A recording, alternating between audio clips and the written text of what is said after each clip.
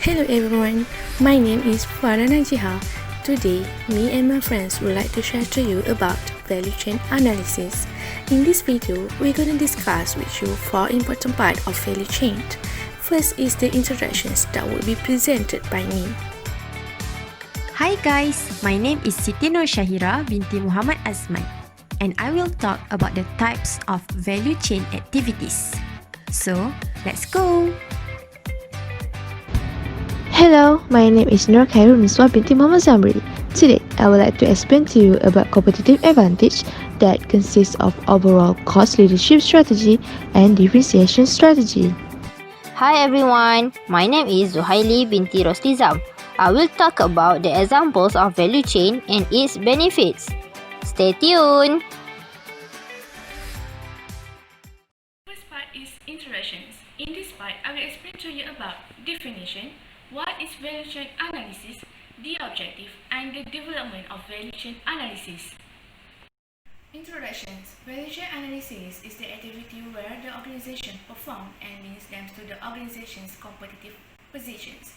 It describes the activities within and around organizations and relates them to the analysis of the competitive strengths in the organizations. The idea of value chain analysis was first suggested by Michael Porter through his book in 1985. Its definition. Value chain analysis is a process where a firm identifies its primary and second and support activities that add value to its final product and then analyze these activities in order to reduce costs or increase differentiation. It represents the internal activities the firm engage when transforming input into outputs. In other words, if the company runs efficiently, the value obtained should exceed the cost of running them. For example, the customer should return to the organization willingly because of the value that the product holds. The next part is what is value chain analysis. Value chain analysis is a strategy tool used by the organizations in order to analyze their activities.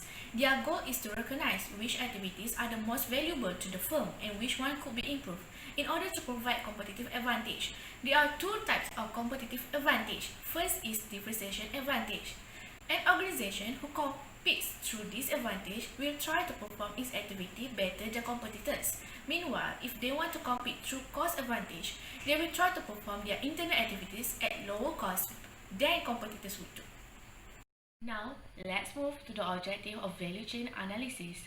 In this objective, we're going to have first, to identify, second, to analyze. We also have the purpose of value chain analysis. The first objective is to identify. The main objective of value chain is to identify the stage of the value chain where the firm can increase the value to the customer or reduce costs. Second is to analyze the competitive advantage by discrete organizations, activities or process, and examine how each activity contributes to the organization's relative cost or the customer comparative. Next is the purpose of value chain analysis.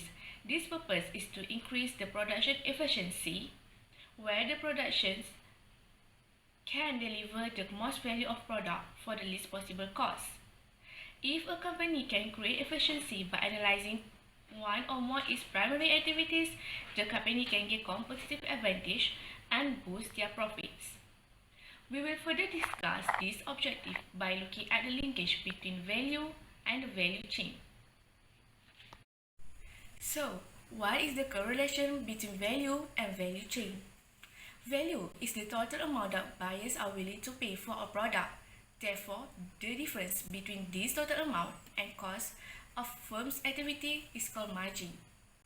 What is the correlation between margin and value chain analysis? Here, margin implies that organizations realize their profit margin depends on their ability to manage linkage between all activities in the value chain. It means that the company can realize their profit margin when they are able to deliver a product or services for which customer is willing to pay more than the sum of the cost of all activities in the value chain. A value chain concentrates their activities starting from raw material until the conversions of final goods.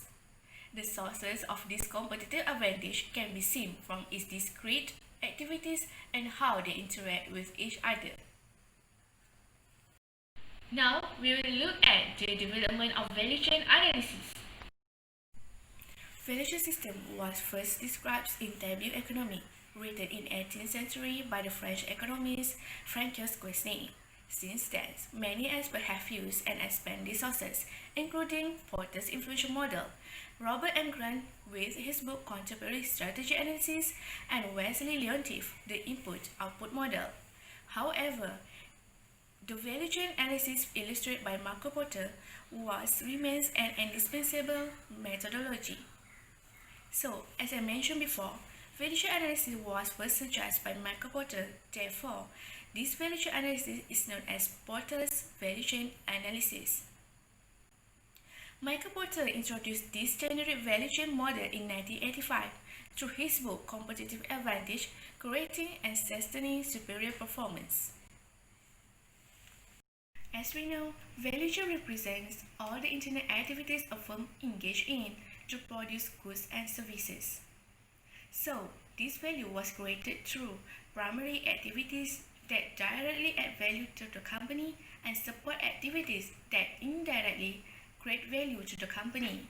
However, it doesn't mean that primary activities is more important than support activities. Nowadays, competitive advantages are derived from advancements of technology. Therefore, in differentiation advantage, support activities such as information system or R&D are usually more important. Meanwhile, in the cost advantage, the primary activities become their important sources. So, having evolved and adapted over the years, companies and industry are continuing to successfully implement this Porter value chain analysis. The practice is now also a vital part of societal global initiative. This global value chain will involve the coordination of activities, people, and process.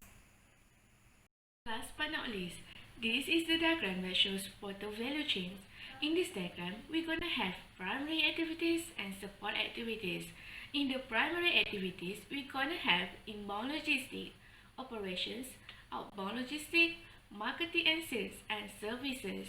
Meanwhile, in the support activities, we have firm infrastructure, human resource management, technology, and procurement. We will further discuss all of these activities in the second part. Okay, next I will explain to you on the types of value chain activities in the Porter's value chain model. So, let's go. So, in the Porter's value chain model, there are two types of value chain activities. The first one is the primary activities. Primary activities are directly contributed to the physical creation of the product or service, its sales, transfer to the buyer, as well as after-sales service. Primary activities in the Porter's value chain model include 5 main activities.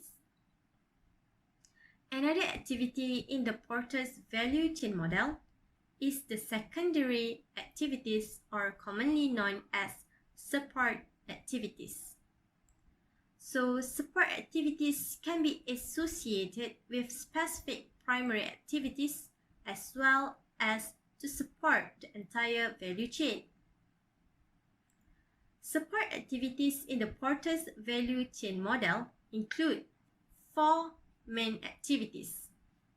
The support activities go across the primary activities and aim to coordinate and support their functions as best as possible with each other by providing purchase inputs, technology, human resource, and various firm-wide managing functions.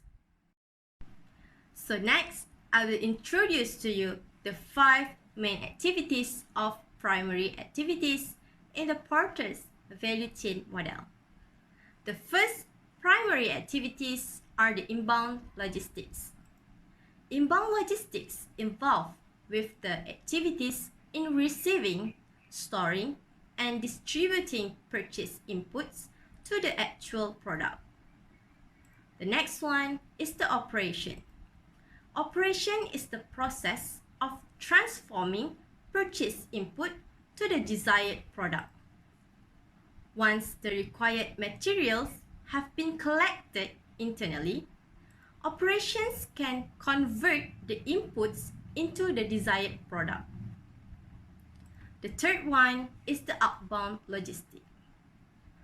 After the final product is finished, it still needs to find the way to the potential customer. Therefore, outbound logistics are associated with collecting, storing, and physically distributing the product to the buyer. The next one is marketing and sales. After the final product being produced, it does not automatically mean that there are people who are willing to purchase the product.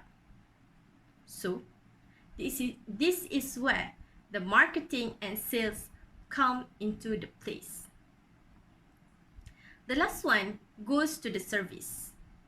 Service here is meant by activities associated in providing service to enhance or maintain the value of the product after it has been sold and delivered to the customer. Nowadays, the after-sales service is just important as the promotional activities. So, I will go through the 5 main activities in the primary activities of the value chain. The first one is inbound logistics. As in the process of inbound logistics involved with the purchase of inputs of raw material, thus it also has the direct contact with external companies such as suppliers. There are several factors that need to be considered in the inbound logistics. Okay, so why do we need to consider these factors? Well, by considering these factors, we can improve the effectiveness and efficiencies of the activity process. So, the first factor to be considered is the location of distribution facilities. By having a strategic location of distribution facilities, it can improve the effectiveness and efficiencies of the activities. This is because when the location is strategic and can be easily accessed, it helps the management to reduce the cost and the time consumption to produce the product. Next, the warehouse layout also needs to be considered. Inbound logistics is where the purchase inputs such as raw materials are being taken care of. Thus, having an effective warehouse layout does help in the handling process of the purchase inputs. When we have systematic and effective warehouse layout, we can organize well the inputs purchased from the supplier. This is to maintain the good quality of the purchase inputs before being used in the next step, which is the operation.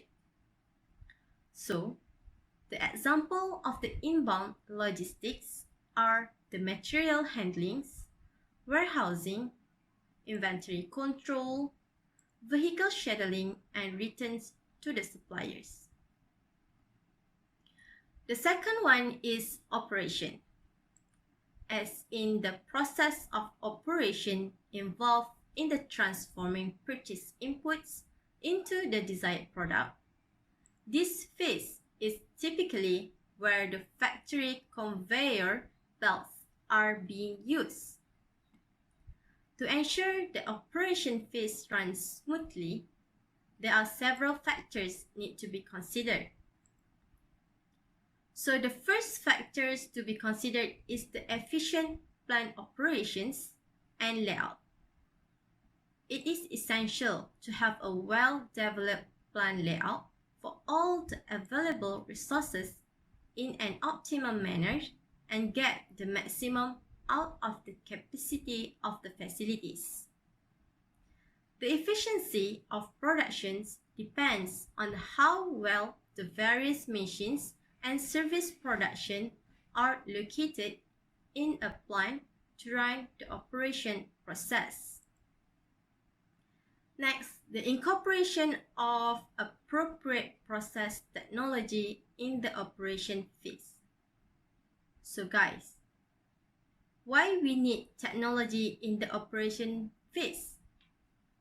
So basically, technology has changed the way organizations conduct their business, and advent of technology in operation management has increased the productivity of the organization.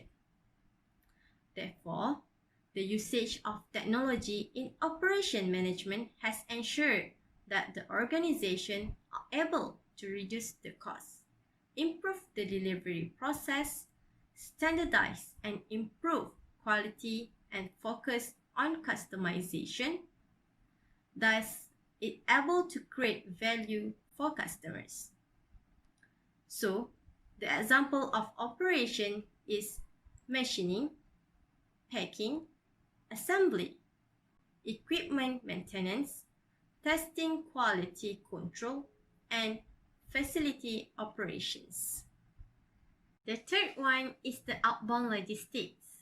The efficiency and effectiveness of the outbound logistics is depending on how lean the company to handle the product. Either it can be shipped right away or has to be stored for a while in the warehouse.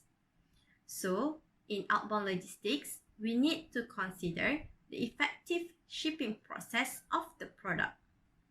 First, we need to have the right order tracking software, or otherwise it will be struggle for us to handle the order process. Other than that, the product needs to be safely packaged for the customer before being shipped out to ensure the quality received by the customer can be met as their expectation. If we can distribute the product to customer as fast as we can, it can be one of the added value in the product itself. Therefore, it is important to have the right distribution scheduling and delivery vehicle. Next is minimizing the shipping cost. Shipping is one area of business that can be tricky to conquer, and offering lower shipping costs can be extremely important to stay competitive in the market, as this will attract the attention of the customer besides the quality that we can offer to them. So the example of outbound logistics include the finished goods, warehousing and material handling, delivery vehicle operation, order processing and scheduling and distribution. The fourth one is the marketing and sales. In marketing and sales, it is the job of the marketers and sales agents to make sure that the potential customers are fully aware of the product and are seriously considering to purchase the product. If customers are not aware about the product existence, how are they supposed to purchase the product, right? So, in order to have a good marketing and sales, we need to come up with innovative approaches to promote and advertise our product. For example, by offering a discounted pricing in the advertising while announcing our product or service, we can make it available part of a special introductory deal to customers. Next is considering for a proper identification of customer segment and needs. Well, segmentations allows business to make better use of their marketing budget, gain a competitive edge over rival companies, and importantly, demonstrate a better knowledge of our customers' needs and wants. It also can help in improving the marketing efficiency, determine new market opportunities, better brand strategies, and improve distribution strategies. So, the example of marketing and sales include the advertising, promotion, channel selection, sales force management, channel relations, and pricing quotations. The last one is after sales service. Nowadays, the complaints from unsatisfied customers are easily spread and shared due to the internet, and the consequences on our company's reputation might be vast. Therefore, it is important to have the right customer service practices in place. To have a good after-sales service, we need to provide a quick response to the customer needs. The Chief Marketing Officer Council found that the most important attribute of a good customer service experience is the fast response in times. For example, it is good if we can provide warranty to customer to ensure if there is a damage or any problem regarding the product, they can return the product to be repaired or requested a new one as long as it is within the warranty period.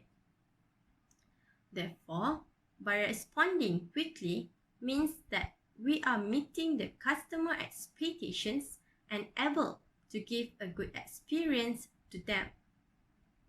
Next, quality of service personnel or ongoing training.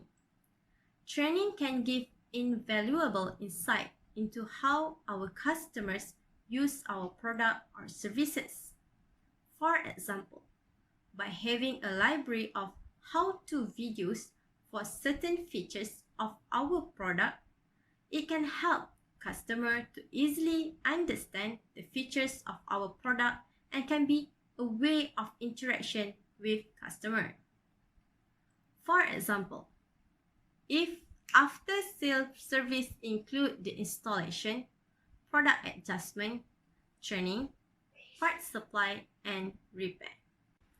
Okay guys, so let's move on to the support activities in the Porter's value chain model.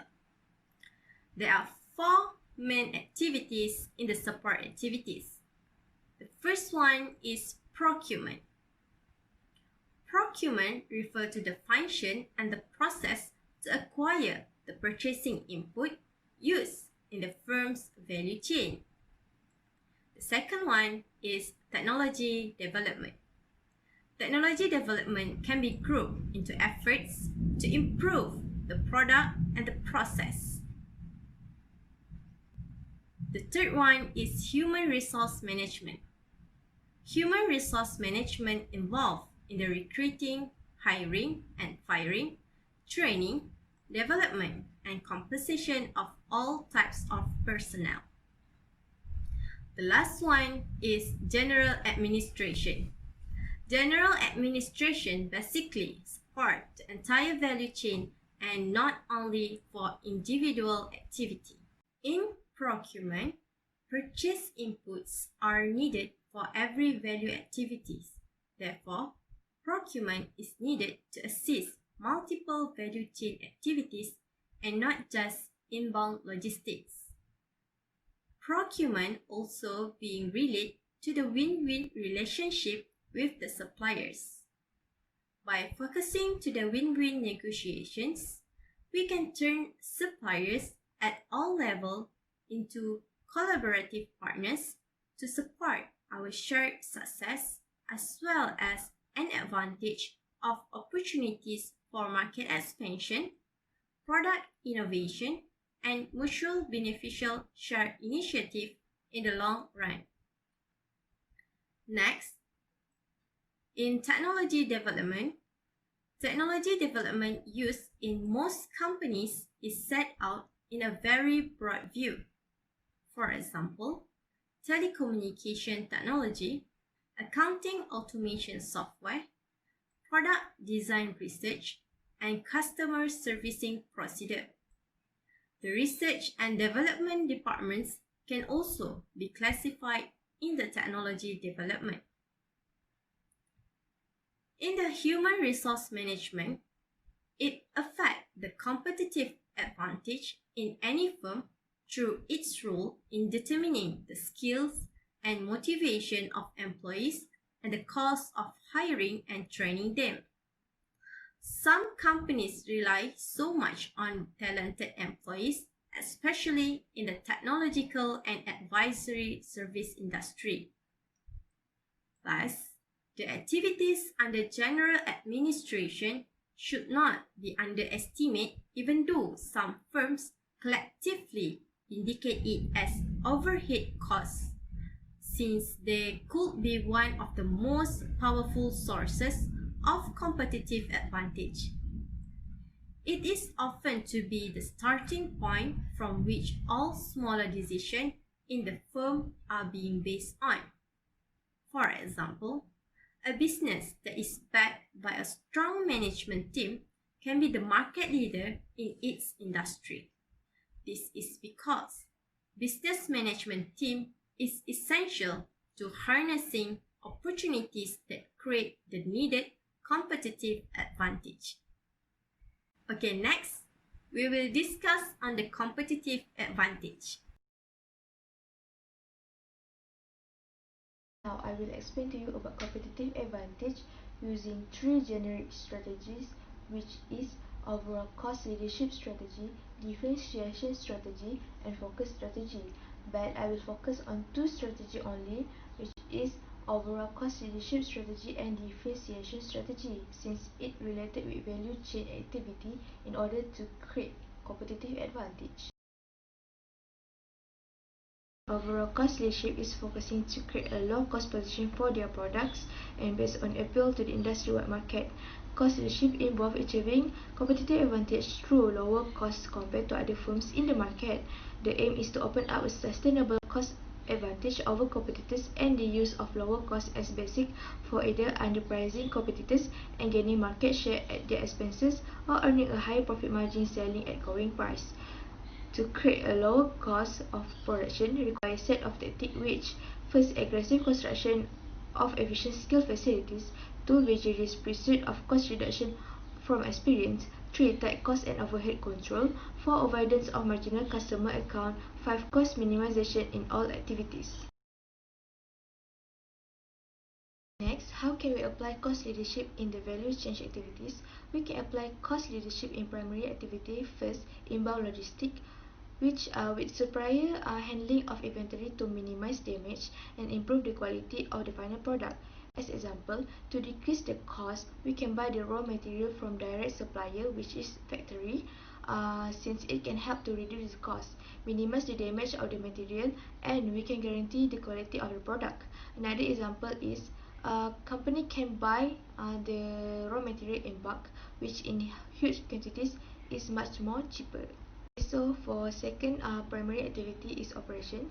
To apply the cost leadership strategy, company can apply efficient plant operation to minimize the cost by determining the optimal size of operation, such as set the limit for advertising costs, the targeted sale, how many staff needed, and the facilities. Another example is company also can purchase inexpensive capital equipment, which is second-hand equipment for the operation of the company in order to reduce the cost. Okay, so for the next activity is outbound logistics. Company can apply cost leadership by do effective shipping process to provide quick delivery and minimize damage for the product. As example, company can select the low-cost carrier and efficient order size by delivery all the product in bulk. So, company can reduce the cost of the outbound logistics. Okay. Okay, so for the fourth activity is marketing and sale. To reduce the cost of activity, we can do innovative approach to promotion and advertising. Nowadays, we can do the promotion through social media like Facebook, Twitter, Instagram, YouTube, Shopee, and any other platform. Since every customer already engaged with the social media, so company doesn't need to use a banner or flyer to promote anymore. So we can reduce the cost. Lastly, in primary activity is service.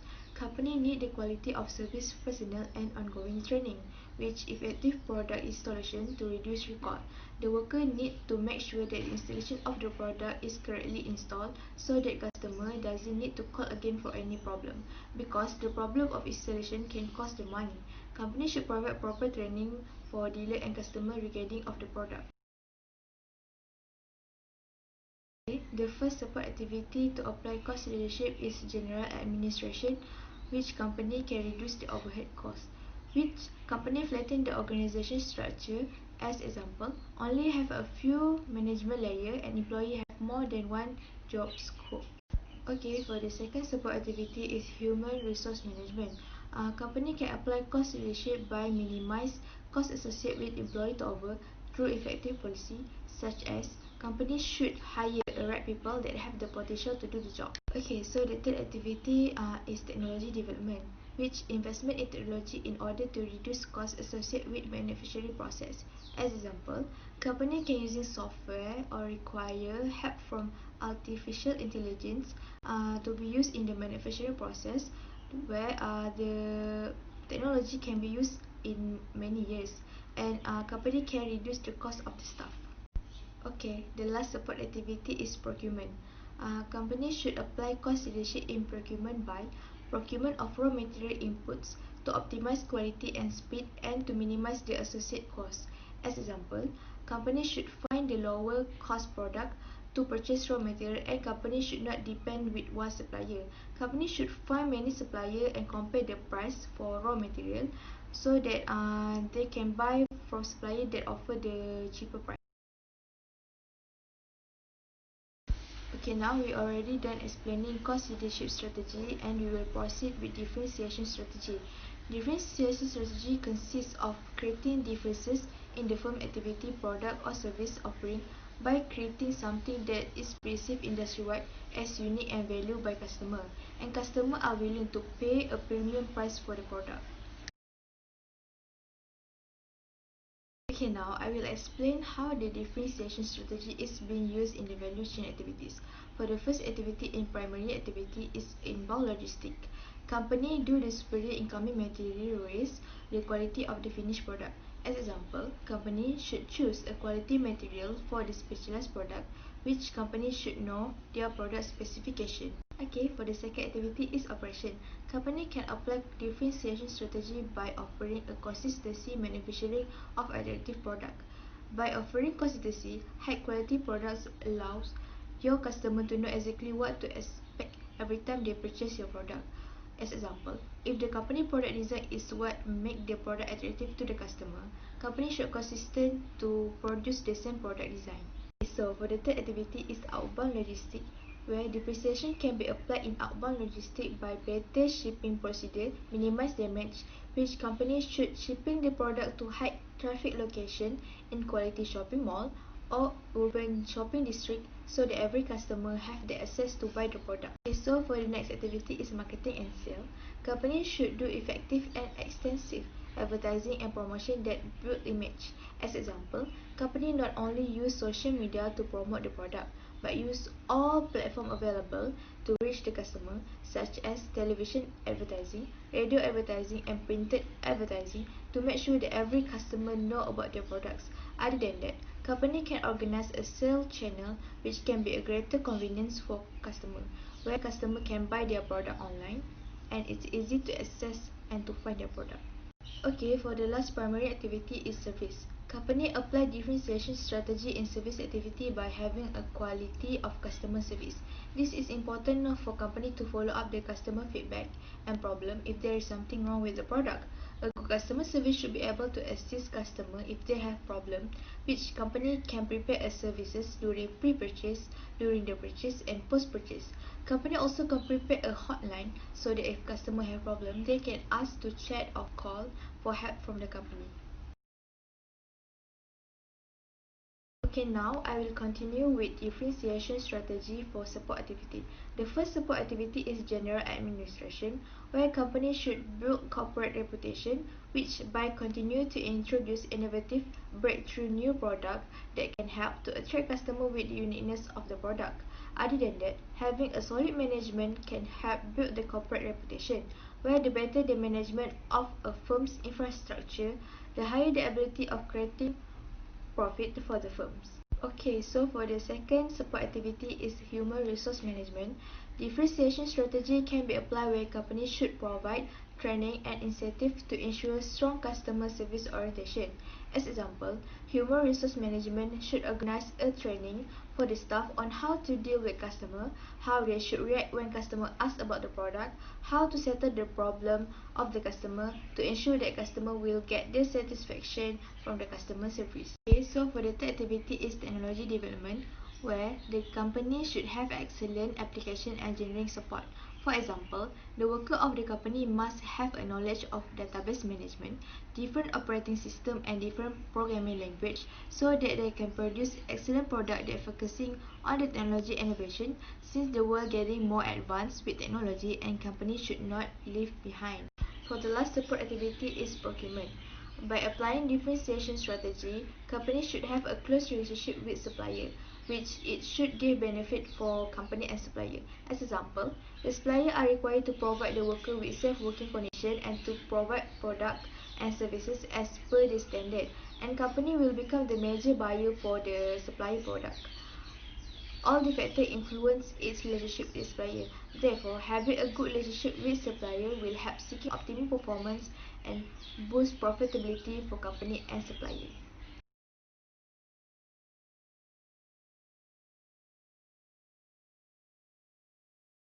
We'll continue with the examples from various industries that are applying value chain activity in their business operation. So as Karuniswa has been explained about the strategies to achieve competitive advantage, there are many businesses activate their choice in which strategies they would focus on. So let's go to the first examples for cost leadership strategies. I will tell about Asia value chain activity where they are highly utilized in using aircraft by fast turnover. Their turnover was about 12 blocks per day on average. They also remove frills such as free foods, assigned seating and ticketless. This action was for inbound activity. They operate the airline specializing in single type of aircraft and single type seating in maintaining costs to be incurred. For outbound activity, they apply secondary airport which more cheaper than bigger major airport. Also, they include point-to-point network where AirAsia flights is a short haul flights. Almost all for their promoting activity done in the websites which generate the majority of the sales. They also provide after sales service through call center which give a cost effective on ticket booking and sales. Their value chain activity support by employ staff at lower wages, lower airport fees and homogeneous fleet which incur low cost for maintenance and training. High resource productivity and efficient boarding process encourage the key success of cost leadership strategy. You know, our favorite food, McDonald's, is applying cost leadership strategy in their value chain activity. You know? So, why don't we take a look a McDonald's value chain activity. They inbound goods to be used and gather information about nutritional studies where they could achieve the objective of food safety.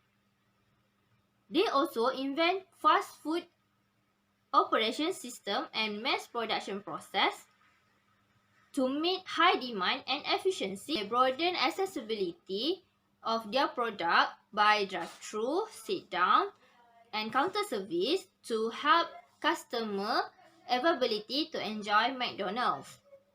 Then they advertise their brand and through media and captivating trademarks so they can win their customer hearts.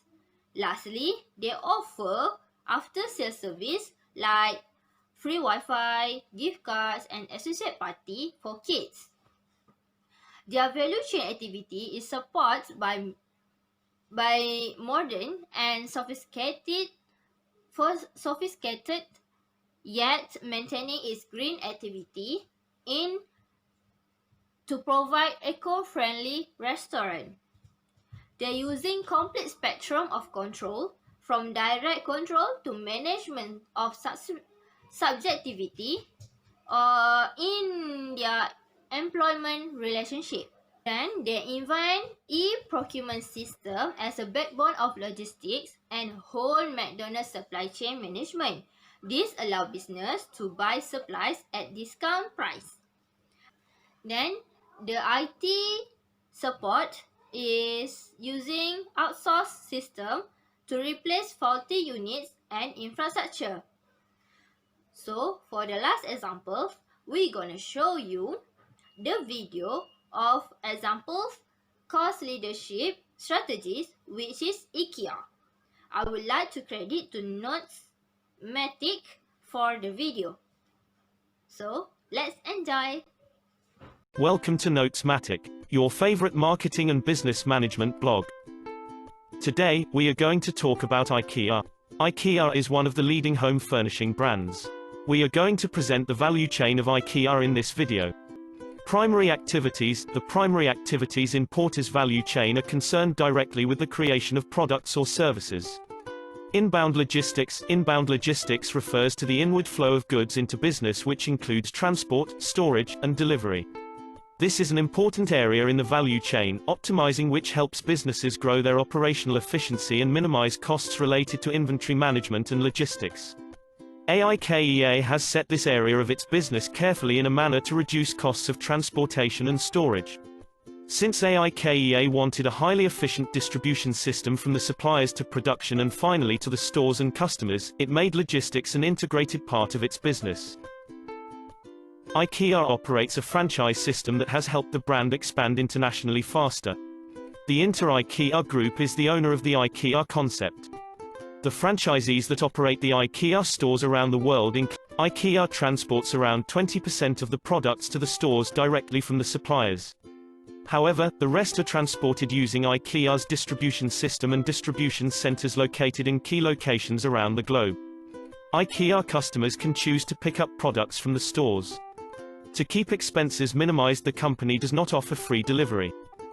IKEA has adopted an innovative marketing and sales strategy that uses a mix of traditional and modern channels. The company has also established an excellent sales and distribution network which is managed and operated by its franchisees. The IKEA stores are mainly managed by the franchisees, and the company has stores in strategic locations to grow reach and increase sales. Moreover, these stores have accompanying warehouses. IKEA also uses in-store promotions to grow sales and offer a distinct shopping experience to its customers. In terms of marketing, apart from using digital channels, the company also uses traditional promotional channels and some other innovative methods. The company uses its website and app in combination with digital advertising as well as social media for customer engagement and to drive sales. It also uses video marketing for consumer education and promotions heavily. Another important method of promotion for the brand is the catalog that the company publishes for its customers. It also uses AI and virtual reality for helping people try the products inside the stores before actually buying them. Now, we will present the products and services by IKEA. IKEA sells a very large range of home furnishing products. The company stores have around 9,500 products, and each year, the design team at IKEA is adding 2,000 new products to the range. Suppliers, franchisees as well as the internal engineering and design team at IKEA all are a part of the production process and cooperate to make design and production cost efficient and effective. Apart from that, IKEA uses flat packaging, which has helped it improve operational effectiveness and also minimize transportation expenses. Unlike other retailers, IKEA does not provide transportation and assembly services. However, it keeps the costs minimum this way. IKEA has brought home furnishing products for every room and every corner of the house, and the focus is on maximizing customer satisfaction by offering a large range of modern and stylish furniture. Thanks for watching. Okay, now let's go with the examples with differentiation strategy. Almost big firms are using differentiation strategies as choice to operate their business operation, such as Apple, BMW, Starbucks, and Future East Publishing. Now, I will explain about Starbucks value chain activity. For their inbound activities, Starbucks selecting the finest quality of coffee beans from their producer in Latin America, Africa, and also Asia. Value is added through Starbucks proprietary roasting and packaging, which help increase their selling value. They operate more than 80 markets in form of direct company-owned or licensed stores. They also have more than 32,000 stores globally. There are very little or no intermediaries in product selling, which more focus sold in stores. They focus on high levels of customer service than aggressive marketing. Furthermore, need-based marketing is applied when the product launching. They aim customer loyalty through in-store customer service and signature retail, which barista will make drinks for the customer. These actions give a substantial value added to Starbucks. About value chain activity being supported with committed workforce, which lead to low turnover of employee. Starbucks also use Apple's iBeacon system, where customer can order drinks over phone apps and get notification of its readiness when they walk in the store. Starbucks also handle all their procurement for its own coffee beans as procurement dealings. They have store manager on site to oversee well-designed and pleasing stores in order to keep the efficient operation. Future is publishing Sdn Bhd, which one of lead player in book publishing in Malaysia. So, their value chain activities will start with publisher acquiring manuscript and get it evaluated for its relevance and quality. They not outsource activity for development of manuscript because the significant value is added to the book at the development stage. Then they outbound the books by printing and binding activities. Next, they will distribute the books through channel, sales promotion, and marketing. Then they will get feedback and satisfaction from the services. This activity being supported with printers specialists where capture the value to be made. Also, time management in completing publishing process with help by the machine to facilitate in fast printing and binding activities. Then general administration management is done to engage with the respective publisher for a long time. Welcome to Notesmatic, your favorite marketing and business management blog.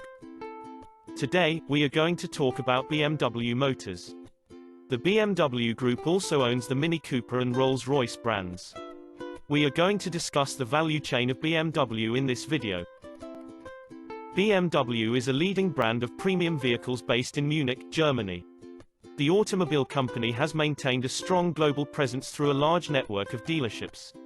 It also enjoys strong popularity globally, which is a result of its consistent focus on product quality, technological innovation and passenger safety. Even during the difficult times, BMW has managed to retain its growth momentum.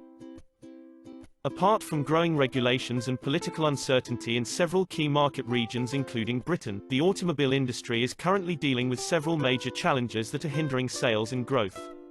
The US-China trade wars have also affected the automobile industry apart from changing market trends, consumer dynamics, and other challenges that are political as well as economic in nature. During October and November 2019 it enjoyed strong sales in the US. One of the most important sources of competitive advantage for a company is its well-optimized value chain, which has helped it maximize customer satisfaction and control operational costs. BMW has managed its supply chain and production network very well. It has 31 production plants in 14 countries. The company produced electrified car models at 11 different locations worldwide in 2019. In 2019, the BMW Group opened a new plant in San Luis Potosí, Mexico. The new facility, which has the capacity to manufacture up to 175,000 units per year, produces the BMW 3 Series sedan. Primary activities. The primary activities in Porter's value chain are concerned directly with the creation of products or services. Inbound logistics. Inbound logistics refers to the inward flow of goods into business, which includes transport, storage, and delivery.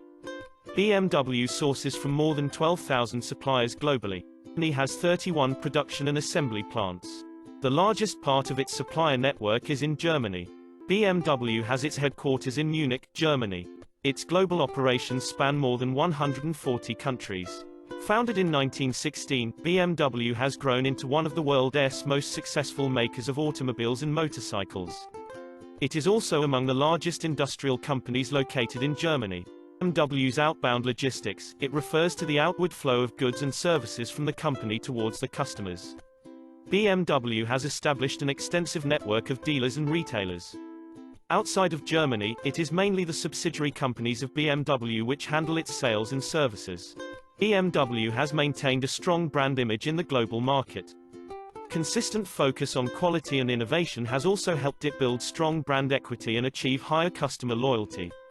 BMW uses digital channels mostly for marketing. Apart from its website, the company also uses social media channels for promotions and customer engagement. The product range of BMW includes automobiles and motorcycles. Apart from the BMW cars and motorcycles, the BMW Group also owns and sells cars under the Mini and Rolls-Royce brands. Rolls-Royce caters to the ultra-luxury segment of customers. With time, BMW plans to electrify all its brands. Its large range of motorcycles includes sports, roadster, heritage, adventure, and urban mobility segment. Thanks for watching. Next slide, I will explain about benefits and drawbacks when company applying value chain activities in their business operation. For the benefits, value chain activity help in reduce costs where it reduce inefficiency and waste. Will give better inventory control and improve product quality. It's also beneficial to post-sales service and support, where value chain activity able to manage and track in service product configuration changes. This is because the customer will give support and satisfaction. Lastly, it helps in standardizing process because it is a repetitive operations. So management will have master data from gathering the repetitiveness. This will fulfill customer satisfaction as the same quality is given. For the drawbacks, value chain activity is to focus on micro details when evaluate the operation segment by segment. So it will lead to poor job linkage between activities. Moreover, value chain activity also give labor and time intensive. This is because it is difficult to gather data where need to break down the activity into small process. So it will disrupt the business operation and deploy the plan which made ahead.